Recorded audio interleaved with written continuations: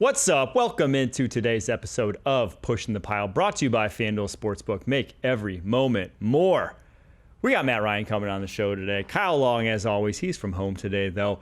We're going to start off with Sunday Night Football, though, because the Chiefs took one home in dramatic fashion. It had to end like this, right, Kyle? Like it was never going to be any other way than a doink field goal at the end. It was either going to be a block field goal, a doink field goal, some sort of game-ending dramatic play, but it was going to go the Chiefs' way, obviously. This is now their third different kicker to hit a game-winning field goal this season, Matthew Wright with a 31-yarder.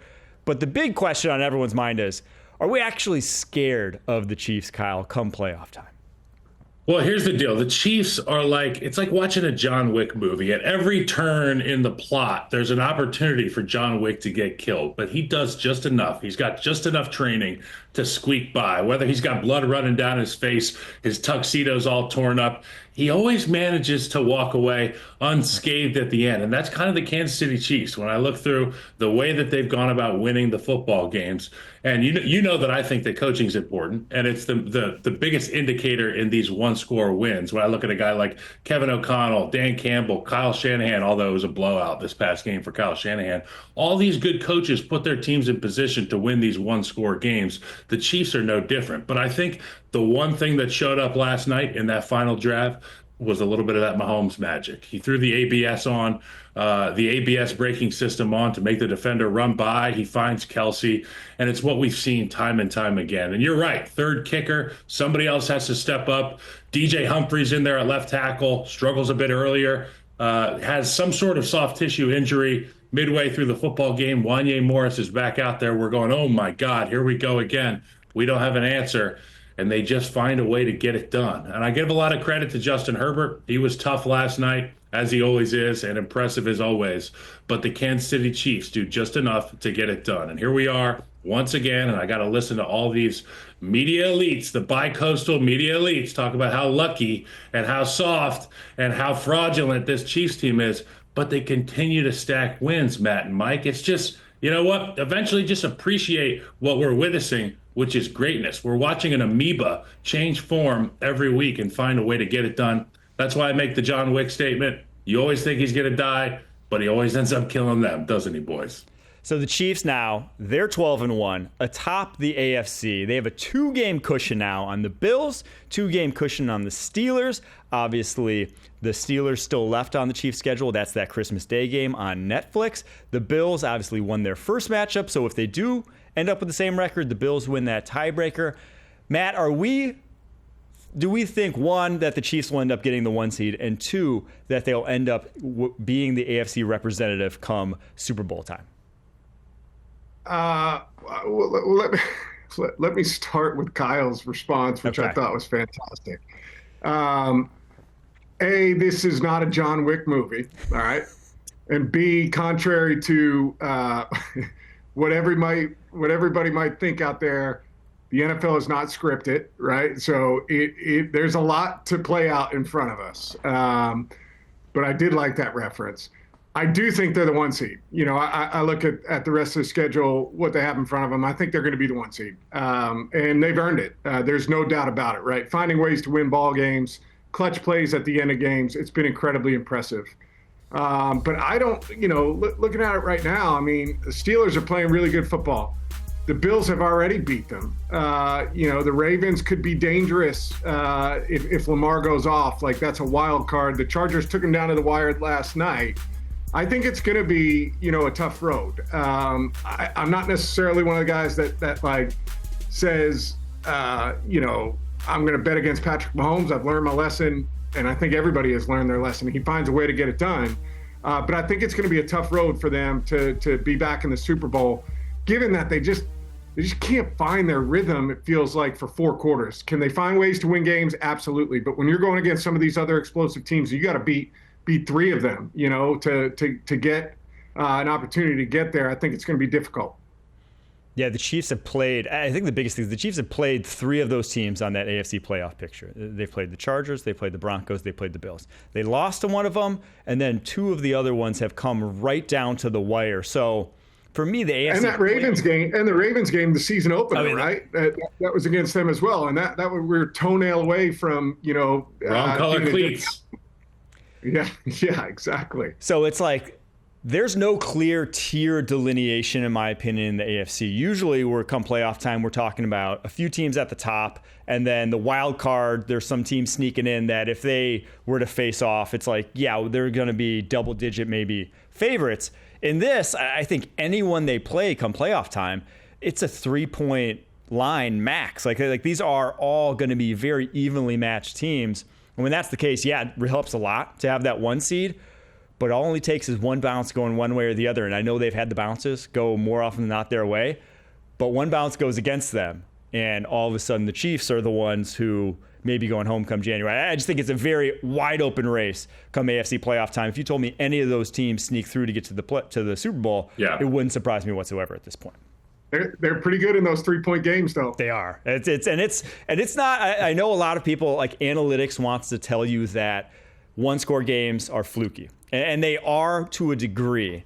But coaching and being there matters a whole lot in 1-score games too. The team that does not blink more often than not is the one who's better coached. Is more often than not the one who has more continuity on both sides of the football, and it's just hard to see a team that has better coaching and more continuity than the Kansas City Chiefs right now. This is almost darn near the exact same roster that we saw a season ago, with a handful of positions obviously being exceptions. But yeah, the Chiefs right now, it's going to be tough to go through Arrowhead. It really is. It's going to be tough to go through Arrowhead. It's going to be tough to figure out a great protection plan, because we thought we had the answer. I say we, as a Kansas City Chief fan here and somebody in the media, I thought that the Chiefs had the right answer for their current situation with getting a guy like DJ Humphries in the lineup. Obviously, you have to ramp up and get your body ready to play football. But from what I saw last night, they have not answered the question at the left tackle position. Obviously, he's not even healthy coming out of the football game. My immediate reaction, you got to move Joe Thuney to left tackle. And whoever your best guard is that can fill in, we can figure out a way to piecemeal a good group, because we've got 2 other All-Pros there in the middle. Jawan Taylor, he's going to have to play some good ball on an island over there at right tackle. But you put Thuney at the left tackle position, and that, Mike, you and I have talked about so much. That's where those turnovers come from. That's my biggest fear, is all the hits that Patrick Mahomes is taking, and a lot of it is coming from the external stuff, the edge rushers. So Thuney does a great job. I've seen him do it a number of times for the Chiefs in his career there, and I think it would be a wise move to get him out there at left tackle. He did briefly. Yeah, I hear you on that. So I just think about the matchups that they're going to have in the playoffs, right? Like if you watch Pittsburgh Steelers yesterday and you're lining up TJ Watt, Herbig, Highsmith, and it's a relentless kind of pursuit or rotation of those guys going against one-on-ones on that spot. I like that too, Kyle, because I always felt like as a player, it's easier to protect guys inside, right? You can get more double teams. You can help guys out. You can get the slides going certain ways. It's hard on that outside guy if it's just chips or it's just the back in a chip. It's just not as clean. So that's the biggest concern for sure for the Kansas City Chiefs. All right, we're going to get to Matt Ryan's quarterback observations and his quarterback of the week right after a quick break.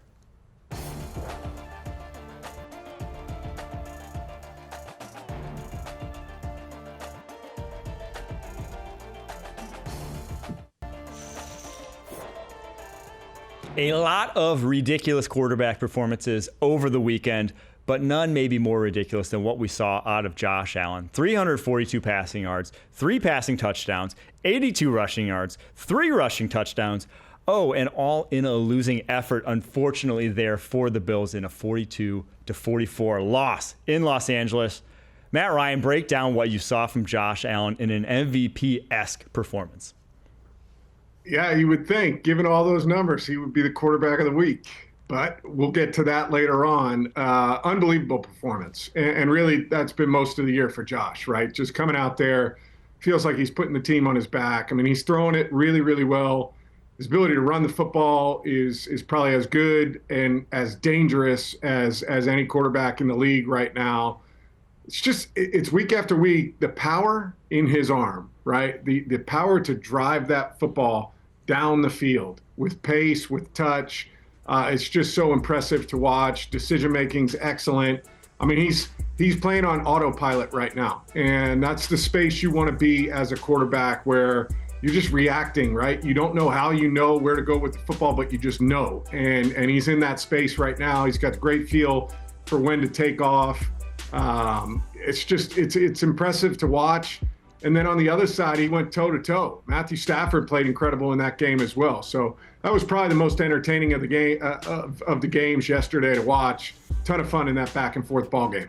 I'm curious, Matt, your thoughts, because you mentioned his arm strength there, and it's like tier 1 in terms of the NFL. But what does that allow you to do as a quarterback? Why is it so important? In the draft, we hear about guys' arm talent all the time. Why is it so important for high-end quarterbacks to have that high-end arm to match? Well, the most important to me is accuracy, right? And I think his accuracy has improved, throughout his career. And that's why I think we're seeing him play at this level now. Having that power allows you to access parts of the field that other guys can't, right? And, whether it's driving the football towards the sideline on some of those deep kind of outcuts that he was hitting, or pushing the football down the field. The other thing is, it allows you to see it for a click longer. I'm all about decision-making, timing, accuracy, right? But you're not going to be perfect every time. And when you've got an arm, with such strength and power that you can maybe be half a click late and still fit it in and still put it where you want to put it. It makes it so much easier, to process the information that's in front of you. And so I think the ability to get it to any part of the field, to the ability to maybe be a half a click late and still fit it in there, I think that's really, the biggest part of the arm strength. But it means nothing unless you can't put it where you want to put it. And he can do that right now. Another guy who could put it where he wants to put it and has that kind of arm, Matthew Stafford, the guy across from him in that game. He goes 23 of 30, 320 yards, 2 touchdowns, including that kind of game ender on that screen to Puka Nacua at the end of that game. But I want to know who you guys trust the most among these NFC West quarterbacks, because it's such a tight division, the most hotly contested of all divisions in the NFL. You got Matt Stafford, Brock Purdy, Kyler Murray, Geno Smith. If you had to take one of those down the stretch here, final 4 games, which quarterback are you taking? Kyle, I'm going to start with you. I'm going to go with the old dog, Matthew Stafford. And I just think about everything this man has been through in the National Football League. And obviously he got his Super Bowl in Los Angeles. And, a lot of us were like, well, he's going to ride off into the sunset. It's like, not so fast, my friend. This guy is still out there slinging the pill. And when I listen to Matt talk about the arm talent and the things that it opens up in a football game, it reminds me of baseball. It's like there's right fielders and then there's left fielders. Left fielders not as strong armed as right fielders. And when you got a guy out there in right field with a cannon, it just, it takes the top off of the potential of what you can do. And when Josh Allen's out there, and brilliant point by Matt to be like, he can hold up a minute and then throw it. He doesn't have to throw it early. He can wait that extra click. Also the off, when he doesn't have his platform under him, that arm talent, it's really, the cream rises to the top. And I think a guy like Matt Stafford in the NFC West, it's similar. And I pair that with Sean McVay, and that receiving core there is unbelievable. And with that trio, with that brain in McVay, that's scary, dude. That's really scary. So I'm going to say Matt Stafford. Yeah, I mean, I agree. And this isn't any disrespect to those other 3 players in Geno, in Kyler, or in Brock Purdy, but Stafford's on a different level, in my opinion. Like, this is a different caliber of quarterback than the other 3 guys, and his track record proves it. Who do you trust down the stretch? The guy who's done it, right? He's taken that team to the Super Bowl, won the Super Bowl, unbelievable drive at the end of that game in the Super Bowl with everything on the line, right? He's a no flinch guy in critical situations. And I think, McVay, Kyle mentioned Nacua and Cooper Kupp. I mean, they've got pieces. I feel like they're finding their rhythm. The defense is coming along. So we've been saying it on our show for a couple of weeks. I think they're the most dangerous team in the NFC West. The question was, did they dig themselves too big of a hole to kind of, cover that gap? But I look at the remaining 4 games. I think they get it done. This is a collision course in Week 18 between Seattle and LA. And if I had to choose in that game, I'm going Matthew Stafford all day. Yeah, I do think that Week 18 game is going to be the de facto, or maybe de facto, it will be the NFC West championship game of sorts because of just the way the two teams are going and the schedule is going forward. You obviously have the Seahawks at top at 8-5, the Rams right behind them now at 7-6, but the schedule is going forward for both. Seahawks have Packers, Vikings, both at home, but obviously Packers and Vikings haven't lost a lot of games to teams not in the NFC North this year. Then you have Bears, Week 18 Rams game. The Rams, on the other hand, have 49ers, Jets, Cardinals, Seahawks. Definitely a much easier schedule. So if you guys had to pick right now, Kyle, I'll start with you. Which team do you think takes home the NFC West crown? Man, oh man. Before I give my answer, I want to say the team that I saw in the Bay Area play against my Chicago Bears yesterday was not the team that I have been watching over the course of the last 6 or 7 weeks. There was something that was said. There was something that was done, a fire that was lit under the San Francisco 49ers' butts. They got them to play a brand of football I haven't seen in a long time. Brock Purdy was fabulous. But to Matt's point, this Los Angeles Rams team, they're high flyers, baby. And if you want to run that kind of style game, I don't trust anybody more than Matt Stafford and McVay to get that thing done in the NFC West. Yeah, I'm going to echo Kyle. I think it's the Rams. I really do. They're healthy for, they've gotten guys back the last handful of weeks. They did it last year, right, in terms of finding a way to get to the playoffs. And I think McVay, I think Stafford. I agree on the Niners. I thought they played really, really well yesterday. The emergence of Juwan Jennings. I think we're seeing a little bit of what they're going to look like in the future because I believe Brock is going to have a long-term contract there. It's going to be young wide receivers in the future for them, and maybe it's a Ricky Pearsall as well. But I think down the stretch, it's unfortunate the timing of the schedule for the Seahawks. I think they've done a great job. I think Mike McDonald has done a really, really good job with that football team this year. But I think that NFC North, I think the Packers are really good, really good. And the Vikings are really, really good. And that's just two games that I feel like they're going to drop down the stretch. And I think it puts them in the tough spot. So I think the Rams come out on top. I'm going to just be a little contrarian. I think the Seahawks end up sneaking away with it. One, because I think they win that Week 18 game. Two, because I think they sneak away one of either the Packers or the Vikings because they both are in Seattle. And lastly, because their defense is now the best in the NFC West. And I don't think that's even a question with the way they've played of late. From a talent perspective, from a performance perspective, those guys are playing great ball. Their offensive lines looked a lot better now that Abraham Lucas is back at right tackle. But I do think the Rams in this offense, their offensive line has gotten underrated in how back they are in terms of the health of that unit from early in the season till now. We all knew about the wide receiver injuries, but now last 2 games, only 8 pressures on Matt Stafford in each of the last 2 games. Great performances from that offensive line. So you almost wish both could make it at this point, right? Like I think both are among the 7 best teams in the NFC. Unfortunately, with the way their seasons have gone, only one's likely to make it, but I'm going to go with the Seattle Seahawks. All right. We're going to take a quick break. After that, going to get to Matt Ryan's coveted quarterback of the week right after this.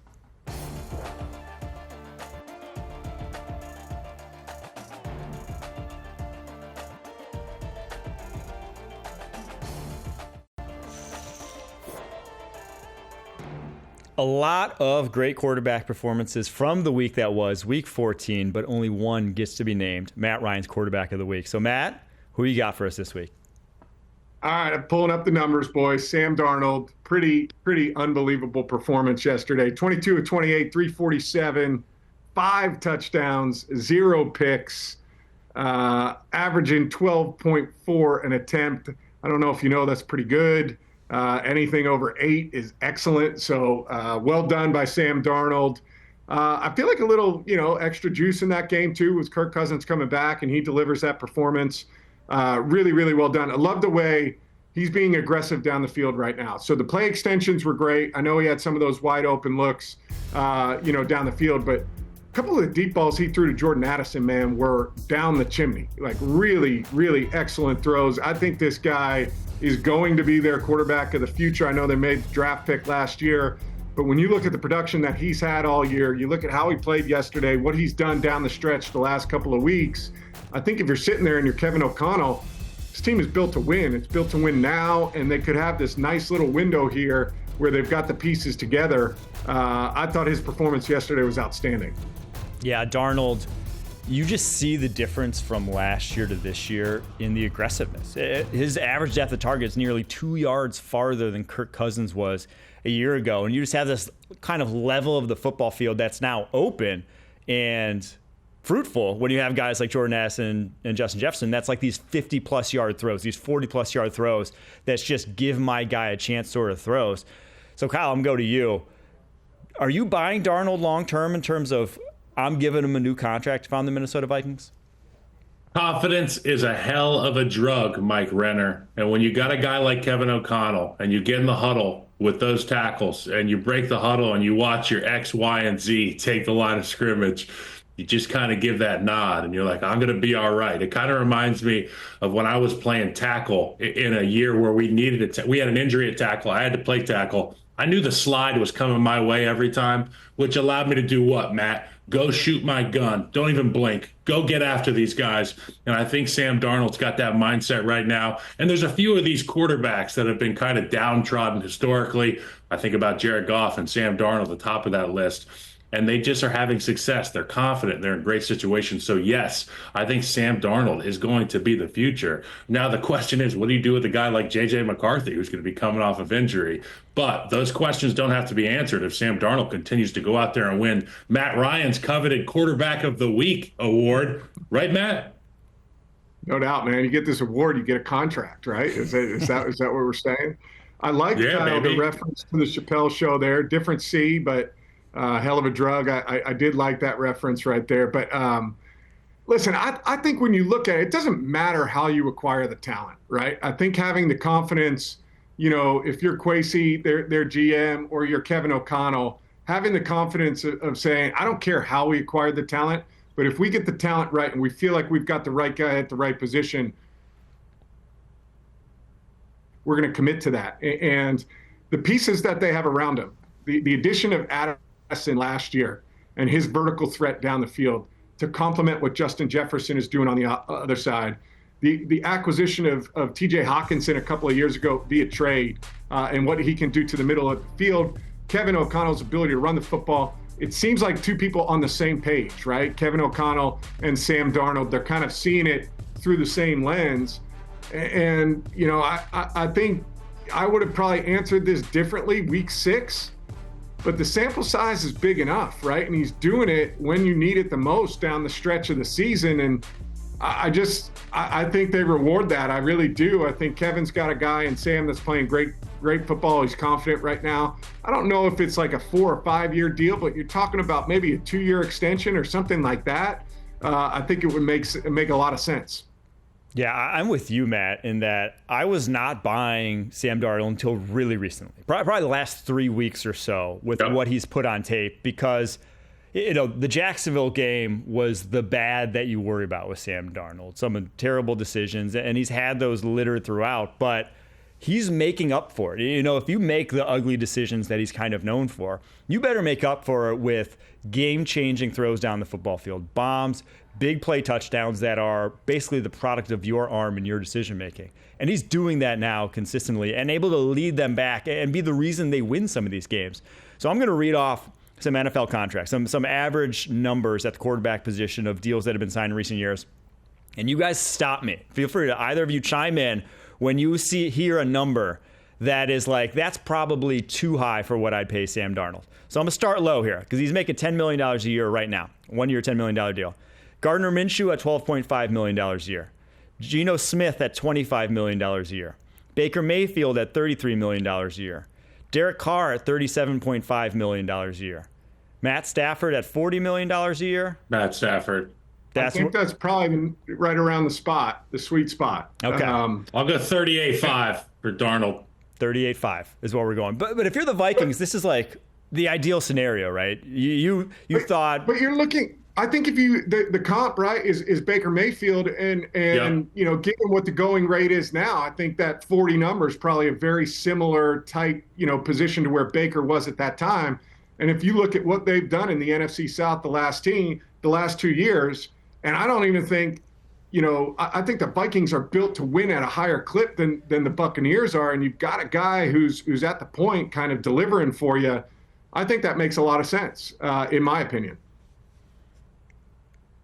Plus, if you have J.J. McCarthy there, if it does go south and he has a lull of 3 or 4 games, with the way contracts are structured nowadays, especially those at the quarterback position, where they are kind of these 3-year almost trial deals to see if they really are this franchise quarterback, because I think teams have wised up from the kind of binary decision making we saw for so many years, where there's like they either got no money or they got top of the market money. We're kind of seeing this mid-range start to fill out where, $30 million deals are fairly commonplace now at the quarterback position. So if you're the Vikings, you have this ideal scenario where, yeah, you can give them that range of a deal. It won't kill you from a cap perspective. It's obviously not great, but you've, from a coaching perspective, been able to scheme around and been able to add talent in different ways via free agency that, you can add to your scheme. And they've added key players like Blake Cashman for relatively cheap deals. So you're in a great spot where if it doesn't work out on that kind of trial deal with Darnold, we got a first rounder there who you loved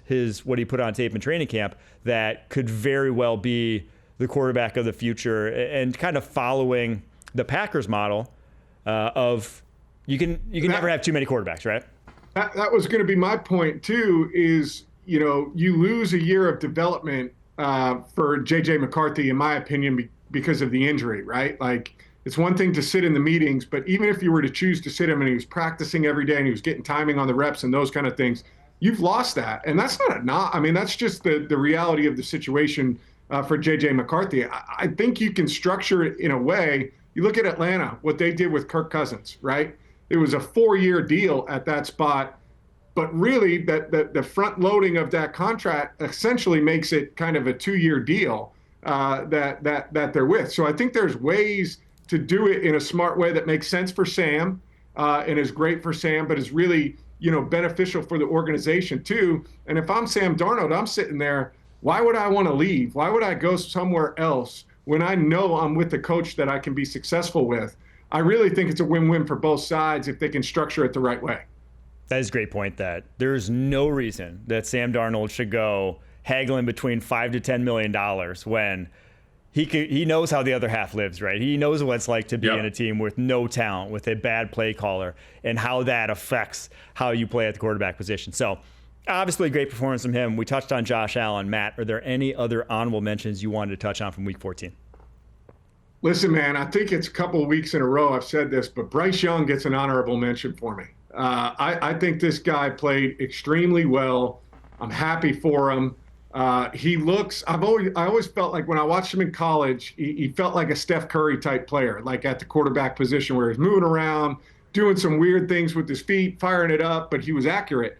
It seems to me that that's back, and that was something we didn't see in the first year and handful of games at the beginning of the season. But as his confidence has grown, right, you're seeing some more of those off-schedule plays, a little bit more of the twitchiness that he has, and the ability to get the football out.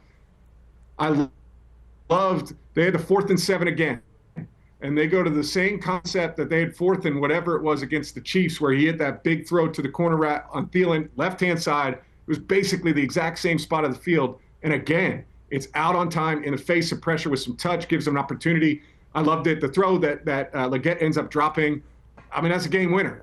There's nothing else that guy could have done to give them a chance to win that ball game, particularly on the last drive of the game, taking it, the length of the field. So shout out to Bryce. Great performance yesterday. Wins are coming. I truly believe this. If he continues to play like this and they build that roster around him in Carolina, wins are coming for the Panthers. Yeah. No one's done anything against the Eagles in like 2 months, and he puts together a game-winning drive the way he did. Unfortunately, obviously he's able to drops it. But yeah, Bryce Young, he looks like the guy that was promised at number 1 overall.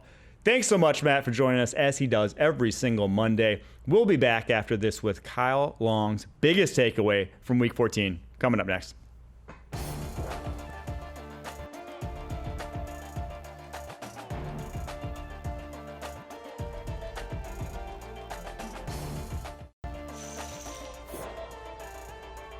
Kyle's got strong takes and only one place to let him out after he got roasted on X yesterday for some of his tweets. Yeah.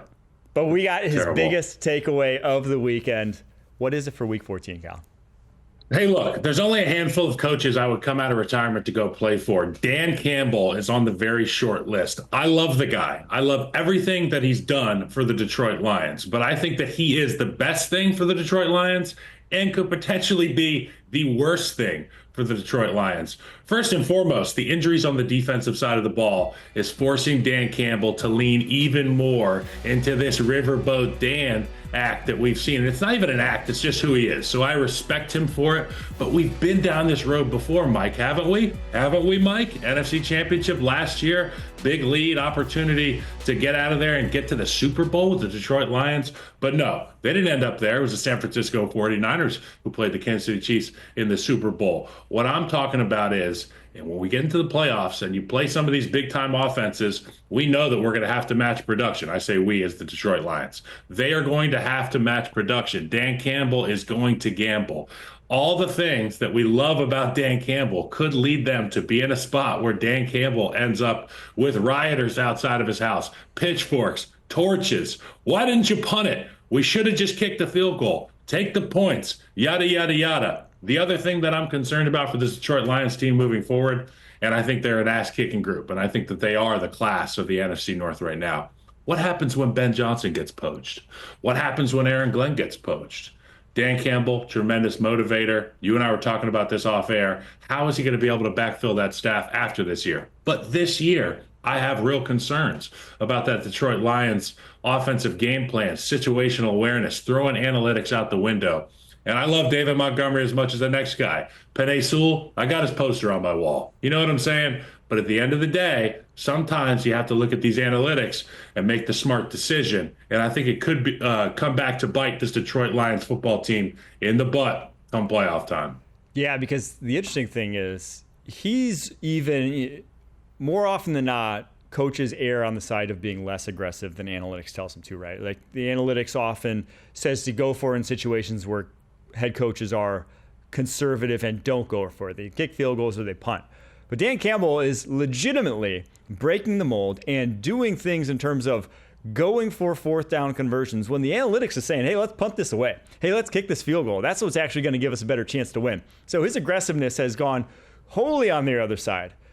It's the whole argument that a lot of coaches say they trust their gut and the game flow of the game. That's why they don't go towards the analytics. But then every single one is more conservative than the analytics say. Well, Dan Campbell's the opposite. Now, I do think it's a live by the sword, die by the sword sort of argument with Dan Campbell. It's that when your 100%. Team has this full belief that we get 4 downs to convert, that you use the 4 downs. And with Ben Johnson as your offensive coordinator, you see it a lot of times on their third down plays. They will call runs on 3rd and 6 plus more than other teams. They will to make the 4th short. Call routes that are intentionally short of the sticks at times that, could use broken tackles to then convert, but aren't necessarily needing that and are easier than completions to make when that's the case, because a lot of times on 3rd and 8 plus, teams are guarding the sticks. So they know that they have 4 downs. And when that's the case, it makes your offense easier, in my opinions, on downs 1, 2, and 3. It makes you less predictable. Yes. And so it's a whole ethos that not only benefits them on 4th downs, when they do convert a lot, because they're obviously one of the best offenses in the NFL, but just makes your life as a play caller a lot easier on downs 1 through 3. And so I think a lot of teams would benefit from it. But I do agree with your point that, the final 4th down at the end of the game, if they didn't convert that one, there would have been a lot of hell to pay.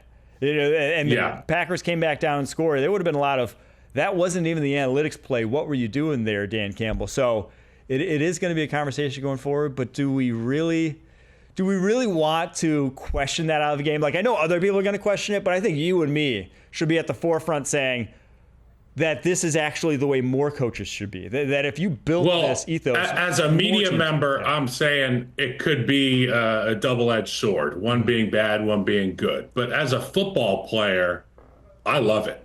I love it because on Saturday night, when I put my head on the pillow and I close my eyes and I try to visualize the gotta have it, big situations, goal line, red area, 3rd and short, 4th and short runs, I know exactly what's going to happen. There's no doubt in my mind that we are going to get the opportunity. And there's kind of a spectrum in the NFL. There's the guys on the sideline that hangs out with the head coach with the glasses on, He's over here. This is the safe part, right? This is the analytics. We're going to try to win the game safely. And then there's the players that stand at the hash marks and say, go for it. Go for it. And then there's Dan Campbell, who's even further from those guys with the glasses. And he's gone past even the offensive linemen and some of the guys that you would imagine would want to go for it on fourth down. I respect the hell out of it. And I love what you said. Live by the sword, die by the sword. That's what the Detroit Lions are going to do. I just hope that fan base is okay with however it goes, because it's gotten them so far. Why not see if it can take us to the promised land? But if it doesn't, if Jared Goff, if both of his knees touch the ground, if Jared Goff goes down on the handoff, whose house are you burning down? Are you going to go be angry at Dan Campbell, or are you going to just say, this is a byproduct of what happens when you gamble on situations like this? All right, the other big storyline we wanted to touch on here throughout the NFL is a quarterback who has gone in the tank of late. Kirk Cousins, Atlanta Falcons, losers of 4 straight. Over that span, he's thrown 8 interceptions. Are we having a real debate about going to the 8th overall pick in Michael Penix here? Man, I think at this point in the season, what do you have to lose? Because the trend is that Kirk Cousins is not the guy as of late. And we knew that at the beginning of the year, there was going to take some time for him to get physically geared up, ramped up, be able to run this offense. A guy that has been prolific in the play action game. You've got an offensive line that's set up to run the football. We've talked about it time and time again, but we haven't seen them utilizing his strengths, his abilities as a quarterback. And as of late, there's been really no strengths that I have seen from this Kirk Cousins-led Atlanta Falcons offense. We loved watching Michael Penix in college. It's a fun game to play. What if Michael Penix, Mike? I'm turning the keys over to Michael Penix, unfortunately. I've seen enough. You got your chance, Kirk Cousins, to see how you'd look against playoff teams the past 4 weeks, and it flat out wasn't good enough. And I didn't love going to Penix before this, because I didn't love the pressure of, hey, we're a first-place team. Keep us in first place for a rookie quarterback. But you ain't a first-place team anymore, unfortunately. The Bucs have passed you up. You got to come from behind now. And so there's not really any added pressure. It's like, yeah, you would love to get back in the mix. But if you don't, that was no different from where you were when you started them in the first place. So you got this long week. You play on Monday night against a Raiders defense that's fairly suspect. It ain't the hard matchup we just saw against the Minnesota Vikings. They're not going to throw a ton. And they just had a quarterback injury, so they're not going to be too prolific on offense either. So it's a great opportunity. It feels like kind of a joint practice training camp type deal. You're going to go out there and duel against a guy that you are equal with or maybe even more talented than.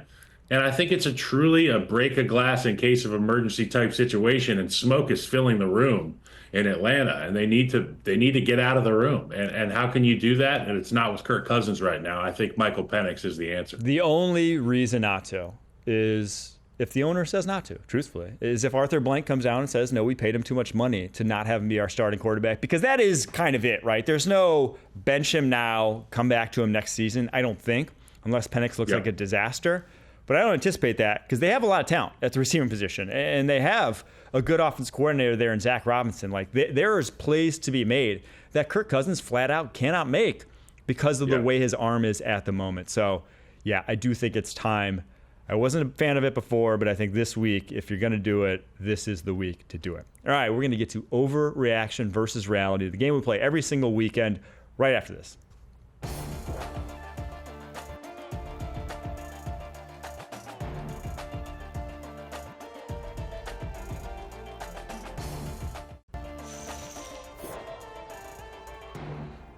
Overreaction versus reality. First one, we're going actually to the college ranks here, because both our alma maters are in the college football playoff. Oregon. Well, alma mater means you graduated, right? Well, I'm not sure if it necessarily is that a prerequisite. I'm not actually certain on that. But I don't speak Latin. Did you not graduate from Oregon? Well, let's just say I went to the draft a little earlier than my other compatriots. Well, they gave me a degree from Notre Dame, even if it wasn't as hard earned. But Notre Dame 7, Oregon 1. Oregon obviously gets the bye. But honestly, they may have a harder draw, because the way it's set up right now, they play the winner of Ohio State and Tennessee, whereas Notre Dame has the Indiana at home. I will be there December 20th, 8 p.m., Friday night. But then Georgia. Oh, wow. And then the semis, and then the Natty. So overreaction versus reality. Notre Dame will make it further than Oregon in the college football playoff because ESPN's FBI actually has Notre Dame as the odds-on favorite to win. I think there's something to be said for a team that's gone and beat a team before, and you know you can do it again. And obviously the Ohio State-Oregon game was in Eugene. Long way to travel for the Buckeyes. First opportunity to see your new divisional opponent. But this Oregon team led by Dan Lanning, they don't blink. And, you know, there's a handful of coaches that you're like, I just trust him, and I trust the words that he will say to his team. And not only that, in conjunction with the fact that this Oregon team is extremely talented football team, they're scary. I would love to see Oregon and Notre Dame meet up. I mean, maybe we can get you to 2 of these playoff games, Mike. But that game for Notre Dame against Indiana, that'll be a lot of fun. My wife, an Indiana grad, she did graduate Kelly School of Business. She's a real brain. Ooh. You know, we're hoping that maybe we get an Oregon-Indiana. I don't know. I have to look at the bracket again, but I think it's going to be the Ducks. Ducks are going to win the national championship. They're number 1 for a reason, Mike. Okay? I do hope we see them meet, because if they do meet, it will be in the national championship game. Yep. But I'm going to say it's reality. I think Notre Dame makes it further than Oregon. Even if it is meeting the national championship, I think that means Notre Dame wins it all. So we shall see. Next, overreaction versus reality. Despite the loss, Josh Allen sealed up his first MVP award in a stellar performance against the Rams on Sunday. Yes. Short answer, 100% yes. Josh Allen is the leader in the clubhouse for MVP, and it doesn't even have to be close, guys. See, I think this is 1, recency bias, 2, voter fatigue, because I think him and Lamar are on equal footing this year. Josh finally got a taste of how Lamar's kind of been living all year this past week with the way his defense fell off. But heading into this week, the Buffalo Bills had the 6th best defense in terms of points per game in the NFL. That obviously is going to bolster your winning percentage numbers as much, if not more, than the way he's performing. And that's not to say he hasn't performed great this year. It's just that he hasn't been the clear-cut top guy to where if Lamar goes on a tear down the stretch, I think he can get himself his 3rd MVP award. So I'm going to say it's an overreaction to say that he wrapped it up. Now, MVPs don't lose to the Raiders at home. MVPs don't lose to the Raiders at home. They just lose to the... Who else did the Bills lost to? I'm trying to think. They lose to the Ravens. They lost in the head-to-head matchup against Lamar Jackson. They don't lose to the Raiders at home. Okay? That's all I'm going to say about that. All right. The Vikings should be considered real Super Bowl contenders. Overreaction or reality? This one's hard. This one's really hard. I'm going to say overreaction.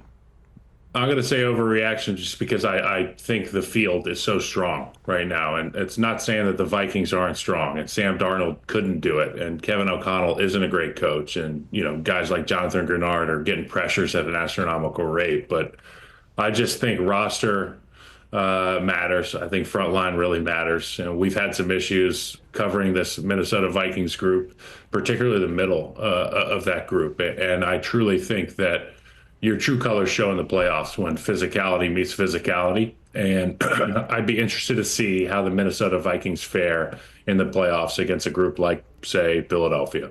I also think this is an overreaction, not because of Sam Darnold, though, which is what I thought earlier. Yep. I think it's because this defense has been almost tipped their hand. Everyone's kind of seen the complexity that Brian Flores brings to the table. Other people are replicating it around the NFL. And so it was sort of novel early in the season when teams hadn't seen it. But I don't think there's anything they're throwing out now that other offenses haven't seen. So I think you could score on this team. Now, I think the Vikings offense is great, but I think you'll be able to score on them. If that's the case, the Eagles, the Lions, going to be too tough to go through in that NFC. All right, that's our show for the day. We'll be back tomorrow, 9:30 a.m. Eastern, pushing the pile with Pete Prisco and his power rankings. Until next time, keep pushing.